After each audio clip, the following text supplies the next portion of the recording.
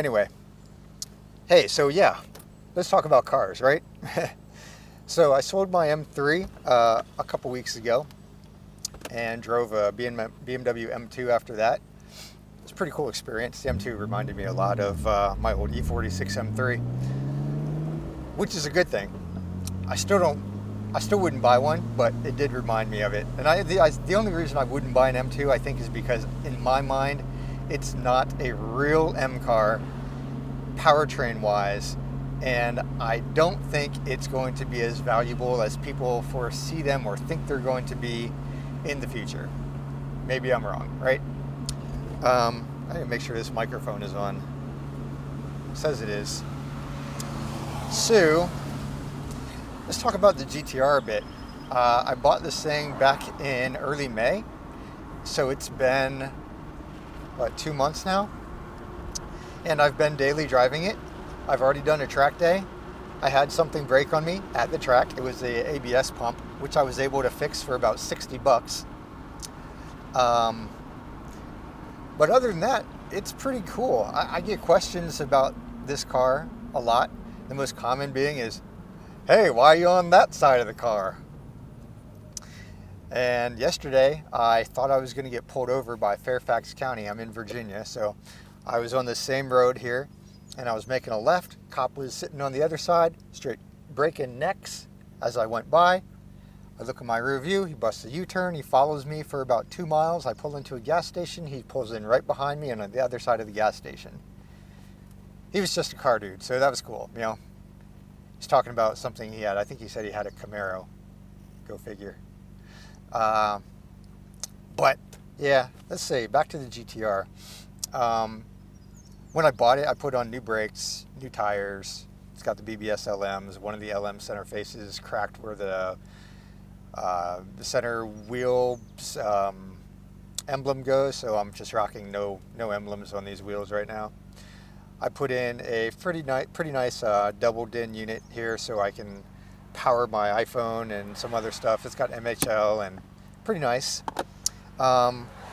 Everything else is pretty much the way I received it. It's got the HKS 2530 bigger turbos, and you know, they should be capable of well over 500 horsepower, 600 or so. Some people will say like 650-ish. Forget what exactly they flow, 650, 700, something like that. But what I really need to do is get a tune on this. And the other thing I need to do is replace these HKS filter pods with something else. So I went ahead and ordered the Apexi intake kit, and shout out to TH Motorsports for hooking that up. They are on order. They were back ordered actually, so they should arrive around July 12th or something like that. And I've been wanting to address the tune on this car, because when I had it dynoed, I was informed that it runs really rich at idle, like 10.5 to 1, something like that, super rich. And under throttle, it runs pretty good, like a little bit richer than it needs to be, but it runs okay. And actually, speaking of under throttle, hang on. Oh yeah.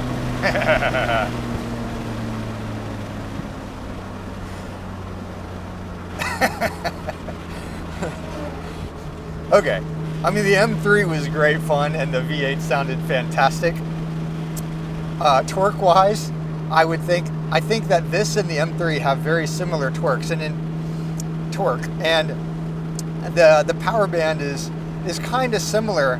That in this car, it made 400 wheel at 1.3 bar. Right now, it's only about 1.1 bar, so it's probably in that mid 300 range. Probably very, very similar to what the M3 was making power-wise. And torque is also probably, see, that was at 1.3 bar. It made 330 to the ground, and 1.1 bar now. We're probably close to that. Call it, I don't know, probably 300, 310, I would imagine, right? So the power that this car makes on underboost, which is like 4,000 RPM to 8, is very, very similar to the E92 M3. This is a little bit more violent when the boost builds, just because of, you know, having turbos and all that. But above that, when you're already under boost, it is very similar to the E92 M3, which is pretty cool. But of course, the Skyline GTR weighs 3,200 pounds versus the M3, which weighed 3,600-ish, call it. I mean, some of them weigh a little bit more, 3,700. Some of them weigh a little bit less, depending on the options. Mine was probably in that 3,500, 3,550-ish range. So call this 300 pounds less with about the same amount of power. But back on the tune thing, so I know this car runs really rich at idle, which I don't like the thought of. It's got an HKS FCON V Silver on there, and there are very, very few HKS dealers or tuners in the United States today. And this is a pretty old ECU.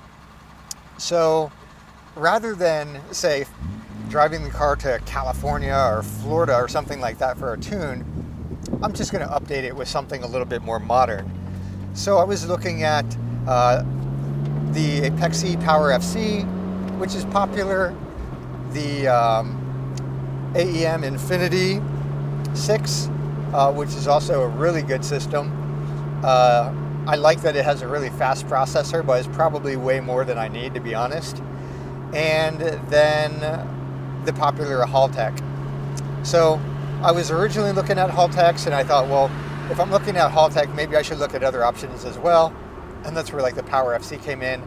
And the Power FC, in my mind, it's a little bit older, which it is.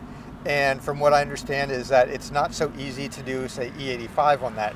And not that I really plan to do E85 immediately, but it would be nice to have that option down the road, right?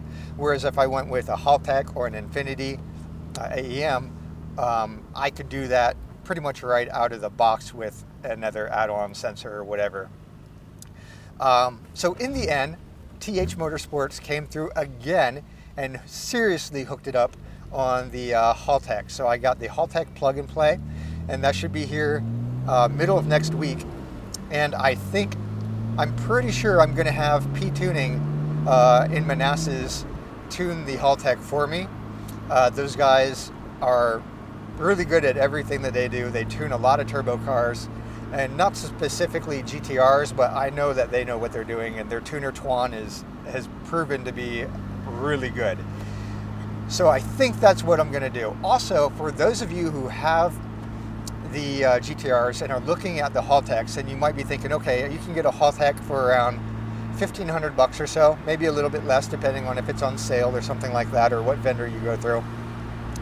You might also be thinking, okay, you need to get the map sensor. Not true. Haltech has a built-in map sensor.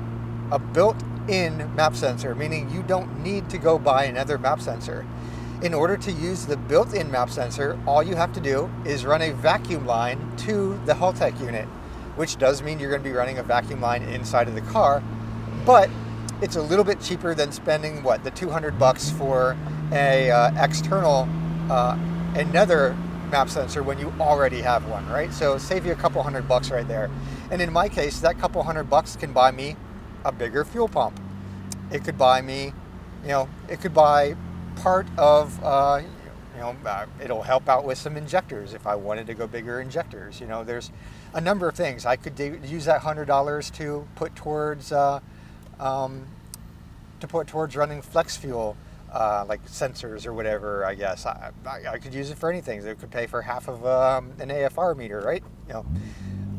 That's a couple $100 that you could save. So just trying to hook you guys up and give you some tips there. A lot of people are saying that you need to have that map sensor. You don't. Haltech, built-in map sensor, done. So yeah, that's the plan. With the HKS FCON 5 or Pro 5 Silver, whatever it is, it's silver. This car at 1.1 or 1.3 bar made 400 horsepower to the ground on an all-wheel drive Dyno Dynamics dyno. All-wheel drive Dyno Dynamics dyno. 400 wheel, 330 foot-pounds of torque. So maybe we'll be able to tune at least 93 octane on that same 1.3 bar. Maybe we can get up a little bit more, who knows. And I would love to be able to see 420 horse to the ground, all wheel, with maybe a little bit more torque would be great. So that's the plan. Haltech's coming in. It'll be here, like I said, about a few days after July 4th. Today is the end of June, June 29th or something like that. June 30th. It's a Friday. And the Apexi intakes will be in the middle of the month, so I'm going to put those on before I tune, obviously. So yeah, I haven't scheduled with P-tuning yet, and as a matter of fact, I'm going to do that right after this video. So I'll go ahead and end it there. Hopefully the audio came out okay, and yeah, that's where we're at. All right, guys, see you later.